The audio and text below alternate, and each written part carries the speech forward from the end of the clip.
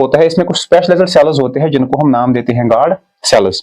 और अगर हम डाइकार्ड्स की बात करेंगे, वहां पे जो डाइकार्ड लीफ होता है उसमें जो गार्ड सेल्स होते हैं they are be. Dear students, welcome to my biology classes. आज का जो हमारा टॉपिक है that is tissue system in the flowering plants.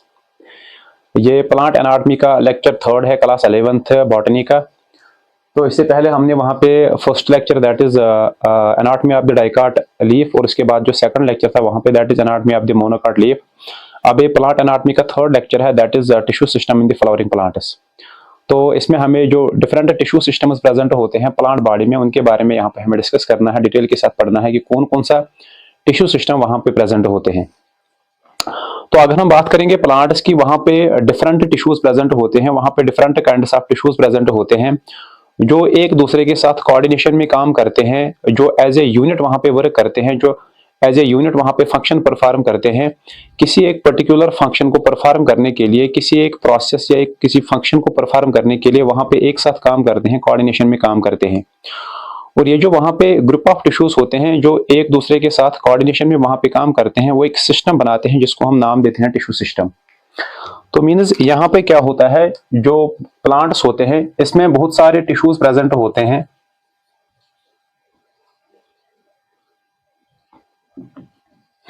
जो वहां पे सेवरल टिश्यूज प्रेजेंट होते हैं वो क्या करते हैं, वर्क इन ए कोऑर्डिनेशन।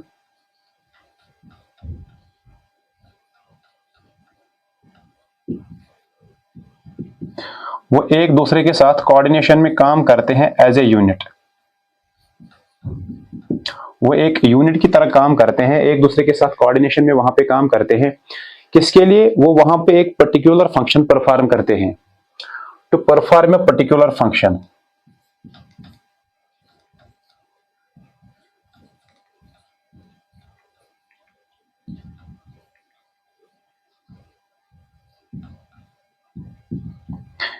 एक खास काम करने के लिए वहां पे ये जो ग्रुप ऑफ टिश्यूज होते हैं या सेवरल टिश्यूज एक दूसरे के साथ कोऑर्डिनेशन में काम करते हैं किसी एक पर्टिकुलर फंक्शन को वहां पे परफॉर्म करने के लिए। और ये जो यहाँ पे सेवरल टिश्यूज होते हैं जो कलेक्टिवली वहां पे काम करते हैं, वो वहां पे एक सिस्टम बनाते हैं, कलेक्टिवली फॉर्म ए सिस्टम।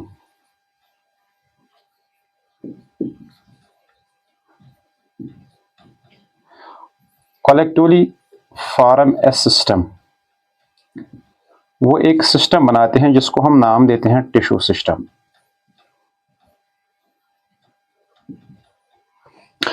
जिसको हम नाम देते हैं टिश्यू सिस्टम।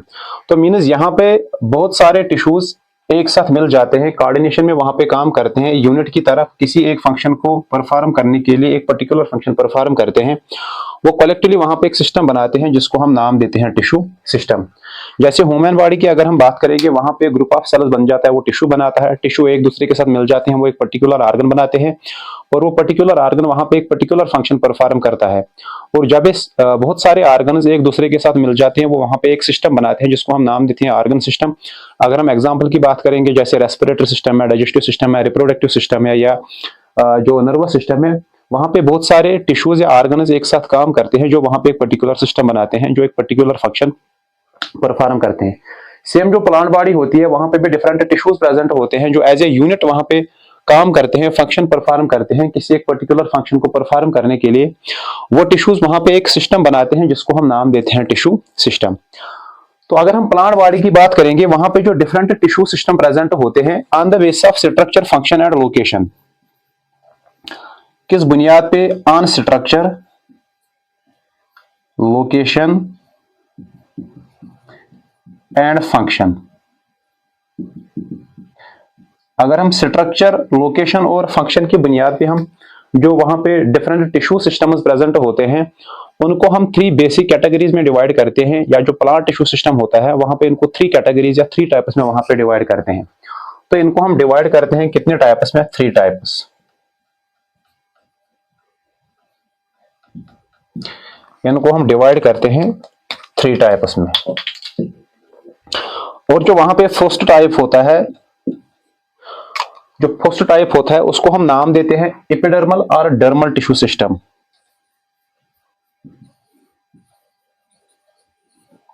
एपिडर्मल और डर्मल टिश्यू सिस्टम। इसी तरह वहां पे जो दूसरा टाइप होता है उसको हम नाम देते हैं ग्राउंड और फंडामेंटल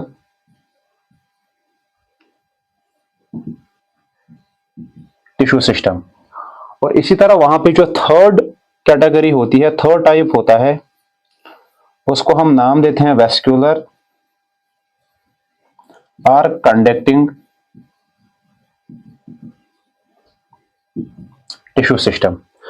तो मीन्स जो प्लांट बॉडी में डिफरेंट टिश्यू सिस्टम प्रेजेंट होते हैं, उन टिश्यू सिस्टम को on the base of structure, on the base of location और on the base of function, कि उनका स्ट्रक्चर कैसा होता है, ये कौन से फंक्शन परफॉर्म करते हैं और उनकी जो लोकेशन होती है वो क्या होती है, उनको हम थ्री बेसिक कैटेगरीज में डिवाइड करते हैं।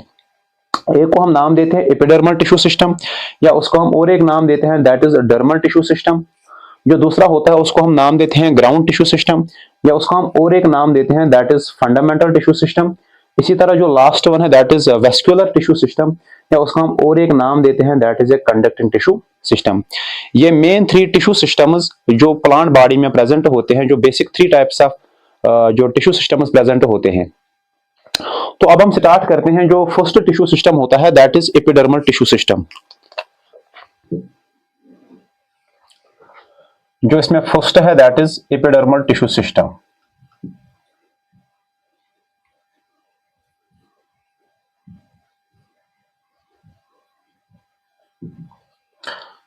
इसमें जो हमें फर्स्ट डिस्कस करना है that is epidermal tissue system.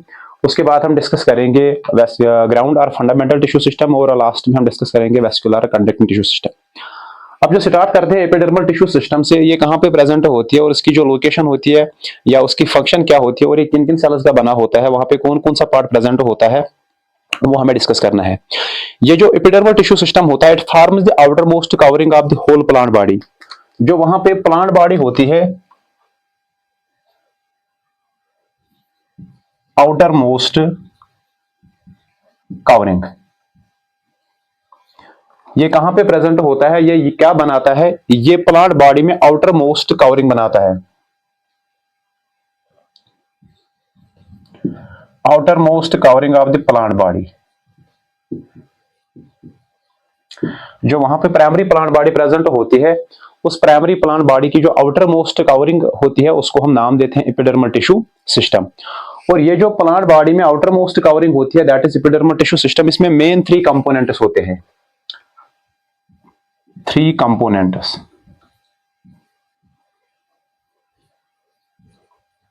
इसमें मेन थ्री कंपोनेंट्स प्रेजेंट होते हैं।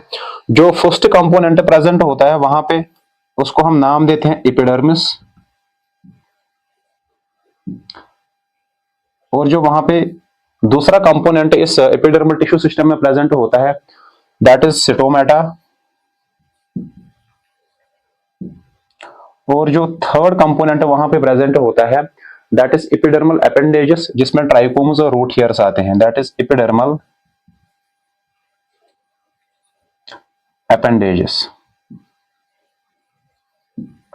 और एपिडर्मल अपेंडेजेस में क्या क्या आ जाता है दैट इज ट्राइकोम्स, और जिसमें दूसरा पार्ट होता है दैट इज रूट हेयर्स। तो ये मेन थ्री कंपोनेंट्स होते हैं एपिडर्मल टिश्यू सिस्टम में, जो एक प्लांट बॉडी की आउटर मोस्ट कवरिंग बनाता है। एक तो वहां पे एपिडर्मिस होता है या वहां पे डर्मल लेयर होता है, वहां पे स्टोमेटा प्रेजेंट होता है दूसरा कंपोनेंट, और वहां पे एपिडर्मल अपेंडेजेस प्रेजेंट होती है जिसमें ट्राइकोम्स और रूट हेयर्स वहां पे प्रेजेंट होते हैं। तो इसके बाद जो हमें फर्स्ट डिस्कस करना है दैट इज एपिडर्मिस।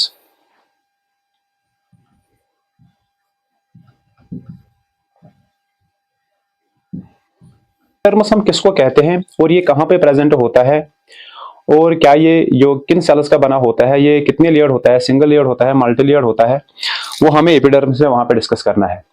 और ये जो एपिडर्मिस होता है it is the outer most covering of the primary plant body. जो वहां पे प्राइमरी प्लांट बॉडी होती है एक प्लांट की, it is the outer most covering, outer most covering. Outer most covering किसकी होती है, प्राइमरी प्लांट बॉडी की। जो प्राइमरी प्लांट बॉडी वहां पे डेवलप हो जाती है, जब सीड जर्मिनेट होता है तो उसके बाद वहां पे प्राइमरी प्लांट बॉडी डेवलप हो जाती है। तो इस प्राइमरी प्लांट बॉडी की वहां पे जो एपिडर्मिस होता है it is the outer most covering of this primary plant body. और ये जो एपिडर्मिस होता है इसका जो फर्स्ट इंपॉर्टेंट पॉइंट है that is it is single layered.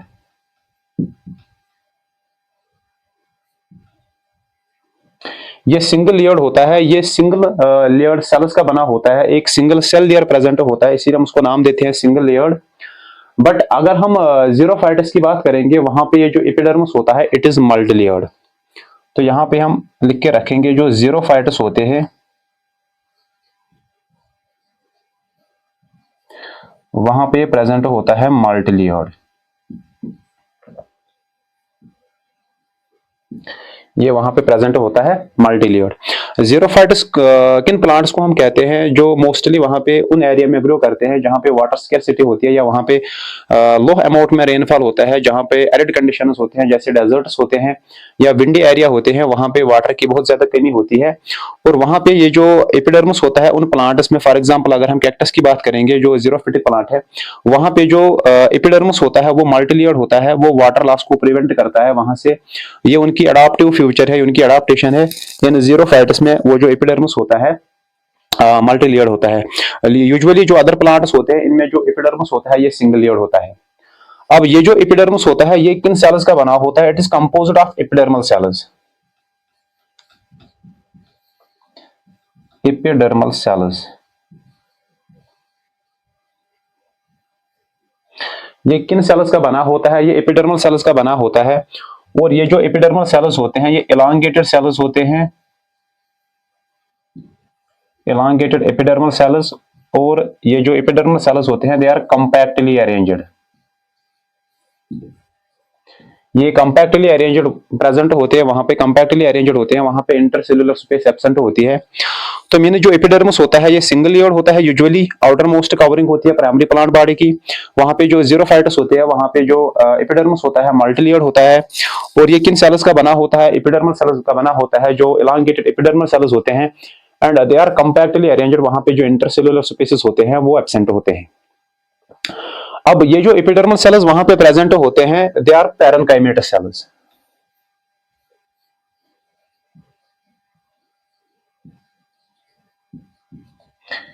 ये जो वहां पे एपिडर्मल सेल्स होते हैं ये किस टाइप के सेल्स होते हैं? ये पैरेनकाइमेटस सेल्स होते हैं। अब अगर हम एपिडर्मिस की बात करेंगे वहां पे जो आउटर मोस्ट लेयर होता है, सपोज अगर मैं यहाँ पे स्ट्रक्चर बनाऊंगा जो आउटर मोस्ट कवरिंग होती है, ये जो एपिडर्मल सेल्स होते हैं एलोंगेटेड सेल्स होते हैं, सिंगल लेयर होता है। और ये जो एपिडर्मल सेल्स की आउटर मोस्ट कवरिंग होती है वहां पे एक वैक्सी कवरिंग होती है, एक थिक वैक्सी लेयर होता है जिसको हम क्यूटिकल नाम देते हैं। तो मीन्स जो इस एपिडर्मिस की आउटर मोस्ट कवरिंग होती है,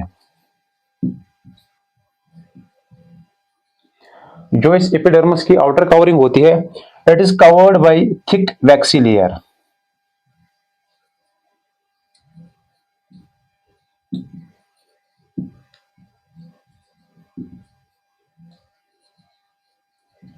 वहां पे एक थिक वैक्सी लेयर प्रेजेंट होता है और इस वैक्सी लेयर को हम नाम देते हैं क्यूटिकल।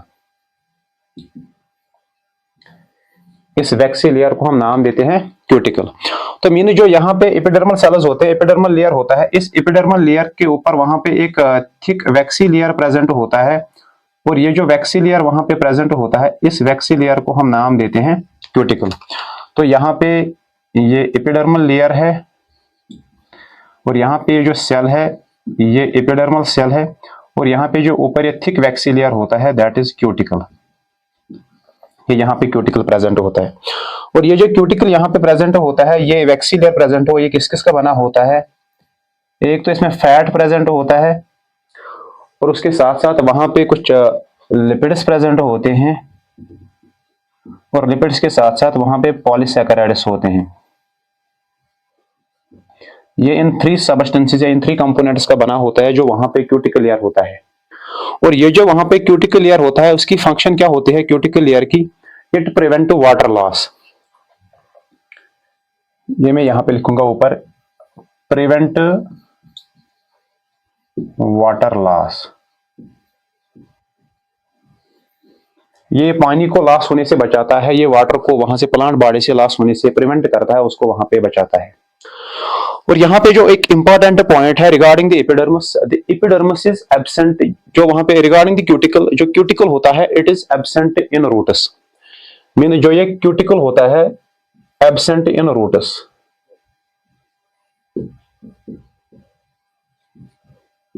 ये रूट्स में इंपॉर्टेंट पॉइंट है, ये क्यूटिकल जो लेयर होता है वहां पे, ये रूट्स के एपिडर्मिस में वहां पे एब्सेंट होता है, क्योंकि जो एक प्लांट बॉडी होती है वहां पे लीफ भी प्रेजेंट होता है, वहां पे सिस्टम ब्रांचेस भी प्रेजेंट होते हैं, और उसके साथ साथ वहां पे रूट सिस्टम प्रेजेंट होता है। जो वहां पे सिस्टम प्रेजेंट होता है, ब्रांचेस प्रेजेंट होते हैं, वहां पे क्यूटिकल प्रेजेंट होता है, और लीफ सरफेस भी, लीफ एपिडर्मिस भी वहां पे क्यूटिकल प्रेजेंट होता है।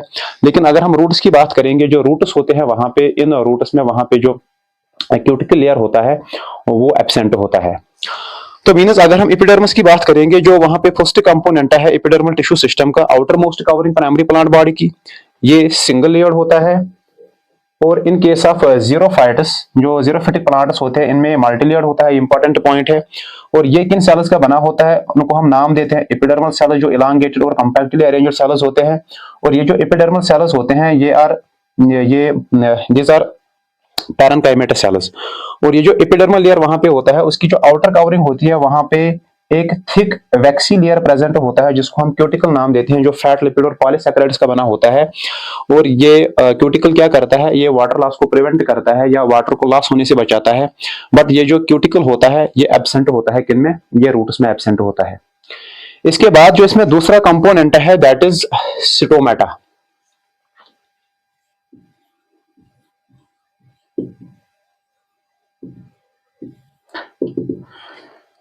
जो एपिडर्मल टिश्यू सिस्टम है, इसका जो दूसरा कंपोनेंट है दैट इज स्टोमेटा।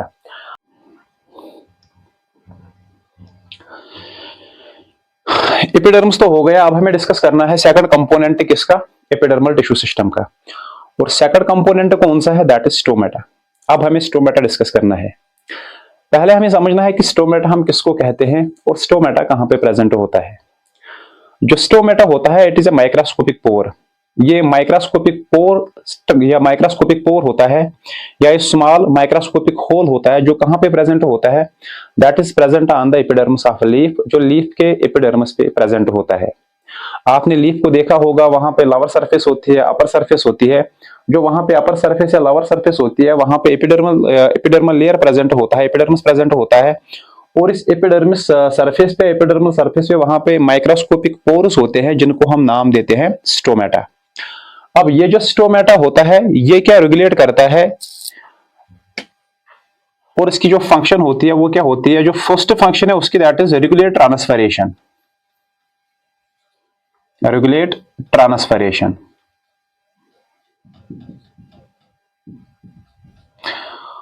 मीन्स जो प्लांट्स ट्रांसपरेशन परफॉर्म करते हैं, that is the loss of water in the form of water vapours. जब प्लांट बॉडी में एक्सेस वाटर होता है तो वो एक्सेस वाटर को लॉस करता है through stomata in the form of water vapours, cooling purpose के लिए। ये इस प्रोसेस को रेगुलेट करता है, ये इन प्रोसेस को, जो ट्रांसपरेशन है, इस प्रोसेस को ये रेगुलेट करता है, इसको मेंटेन करता है, इसको कंट्रोल करता है। जब स्टोमेटा ओपन होता है तो उस टाइम पे ट्रांसपरेशन हो जाती है, और जब ये स्टोमेटा क्लोज होता है तो उस टाइम पे जो ट्रांसपरेशन है वो स्टॉप हो जाती है। तो मींस इस स्टोमेटा की जो फर्स्ट इंपॉर्टेंट फंक्शन है that is it regulate the transpiration. ये ट्रांसपरेशन को रेगुलेट करता है, ये ट्रांसपरेशन को कंट्रोल करता है। उसके साथ साथ इसमें जो दूसरी इंपॉर्टेंट फंक्शन जो स्टोमेटा परफॉर्म करता है that is exchange of gases.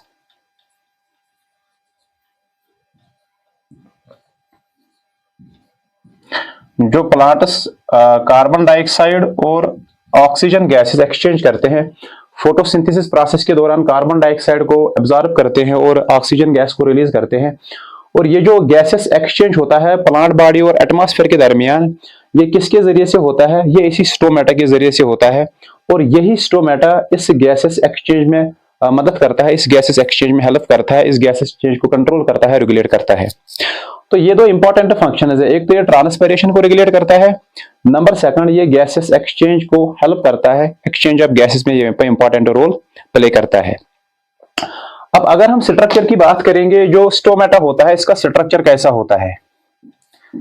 अगर हम स्ट्रक्चर की बात करेंगे, जो हर कोई स्टोमेटा होता है, इस स्टोमेटा में दो स्पेशल सेल्स होते हैं जिनको हम नाम देते हैं गॉड सेल्स। जो स्टोमेटा होता है that is consists of two special sales.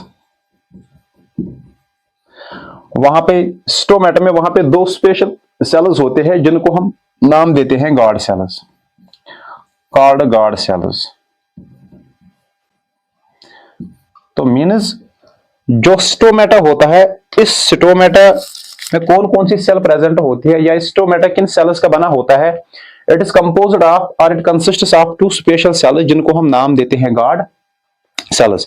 यहाँ पे मैंने जो स्ट्रक्चर बनाया है स्टोमेटा का, ये जो दो यहाँ के स्टोमेटा में वहां पे दो सेल्स है, इन सेल्स को हम नाम देते हैं गॉड सेल्स। अगर हम इन गॉड सेल्स की बात करेंगे कि इनकी शेप कैसी होती है, इन केस ऑफ मोनोकार्टस इनकी शेप डिफरेंट होती है एज कंपेयर टू डाइकार्टस। डाइकार्टस में गॉड सेल्स की एक शेप होती है, इन केस ऑफ मोनोकार्टस वहां पे जो गॉड सेल्स होते हैं उनकी जो शेप होती है वो कुछ डिफरेंट होती है। अगर हम यहाँ पे शेप की बात करेंगे, जो गॉड सेल्स होते हैं, जो फर्स्ट है जो डाइकार्ट प्लांट्स होते हैं, जो डाइकार्ट प्लांट्स होते हैं उनका जो लीफ होता है वहां पे जो स्टोमेटा प्रेजेंट होते हैं, जो वहां पे गॉड सेल्स होते हैं, जो गॉड सेल्स होते हैं उनकी जो शेप होती है दैट इज बीन और किडनी शेप्ड। जो गॉड सेल्स वहां पे होती है जो उनकी शेप होती है that is a bean shaped और किडनी शेप्ड, मीन्स वो कुछ इस तरीके के होते हैं। ये स्टोमेटल ओपनिंग है, यहां से जो एक सेल है और यहाँ दूसरे साइड में दूसरी सेल होती है, और ये जो सेल्स होती है यहाँ पे दे आर बीन शेप्ड और किडनी शेप्ड। ये जो सेल्स है उनको हम नाम देते हैं गॉड सेल्स। अगर हम मोनोकार्टस की बात करेंगे, जो मोनोकार्ट लीफ होता है वहां पे जो स्टोमेटा प्रेजेंट होता है, मोनोकार्टस में वहां पे जो गॉड सेल्स होते हैं, इन गॉड सेल्स की जो शेप होती है दैट इज डम्बेल शेप्ड।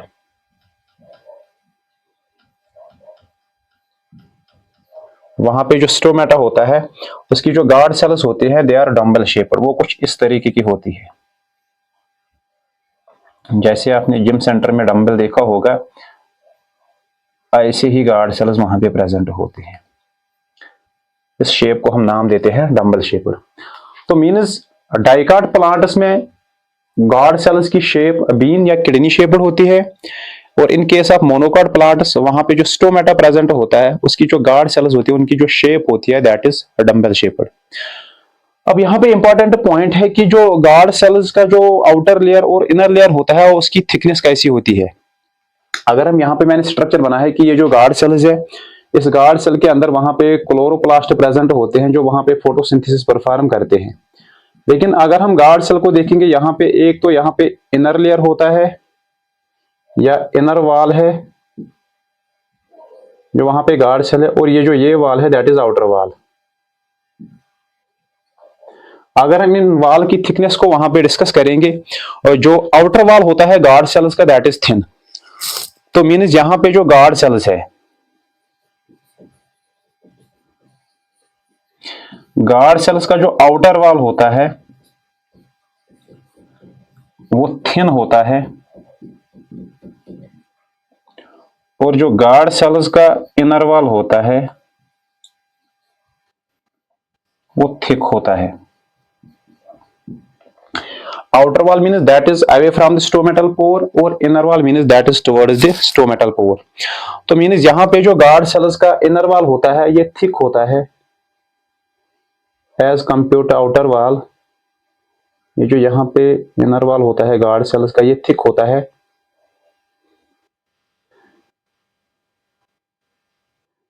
लेकिन जो आउटर वॉल होता है वो थिन होता है। तो इनर वॉल थिक होता है और जो आउटर वॉल होता है दैट इज थिन। ये इंपॉर्टेंट पॉइंट है regarding the shape of the guard cell and regarding the structure of the guard cells. तो मीन्स आउटर वॉल थिन होता है और जो इनर वॉल होता है वो थिन होता है। इसके साथ साथ ये जो गॉड सेल्स होते हैं, इन गॉड सेल्स में क्लोरोप्लास्ट प्रेजेंट होते हैं, पॉजेस क्लोरोप्लास्ट।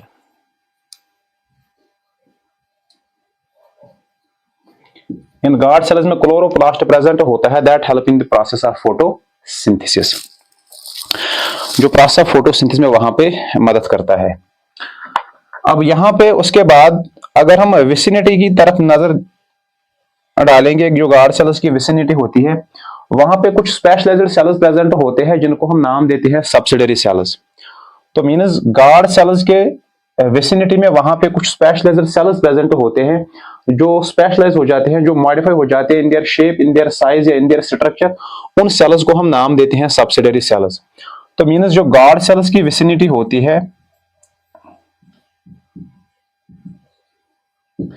इस विसिनिटी में वहां पे स्पेशलाइज्ड सेल्स होते हैं, और ये जो स्पेशलाइज्ड सेल्स होते हैं they are specialised in shape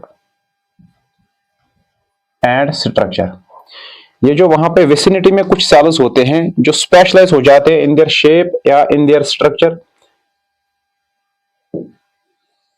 in cells को हम नाम देते हैं सब्सिडरी सेल्स। उन सेल्स को हम नाम देते हैं कॉल्ड सब्सिडरी सेल्स।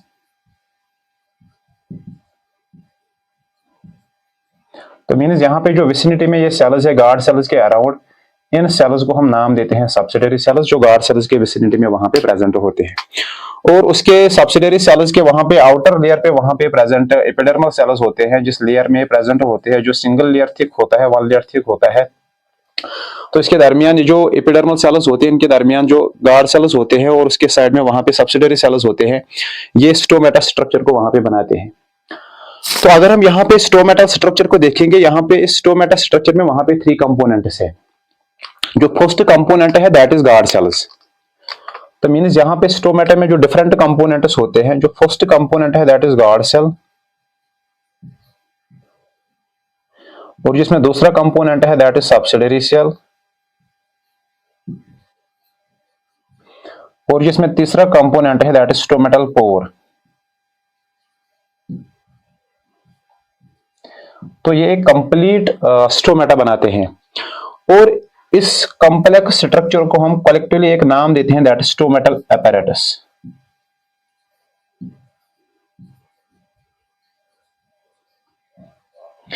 मींस इसमें जो डिफरेंट कंपोनेंट्स होते हैं, गार्ड सेल्स होते हैं, सब्सिडरी सेल्स होते हैं और स्टोमेटल पोर होता है, इनको हम नाम देते हैं स्टोमेटल apparatus। तो यहाँ पे जो मेन पॉइंट है इस स्टोमेटा में, ये तो माइक्रोस्कोपिक पोर्स होते हैं, प्रेजेंट कहाँ पे होते हैं, लीफ एपिडर्मिस पे।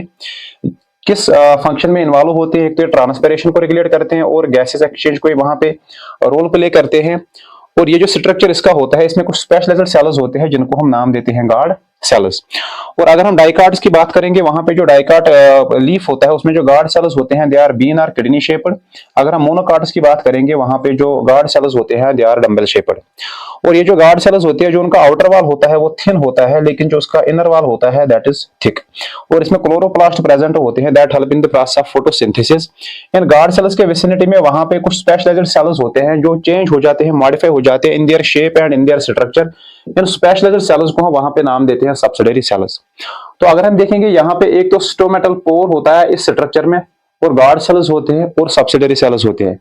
कौन कौन सा कंपोनेंट, एक तो स्टोमेटल पोर होता है, उसके साथ साथ दूसरा कंपोनेंट गार्ड सेल्स होते हैं, और उसके साथ साथ वहां पे सब्सिडरी सेल्स प्रेजेंट होते हैं। इनको हम collectively called that is stomatal apparatus। इनको हम स्टोमेटल apparatus कहते हैं।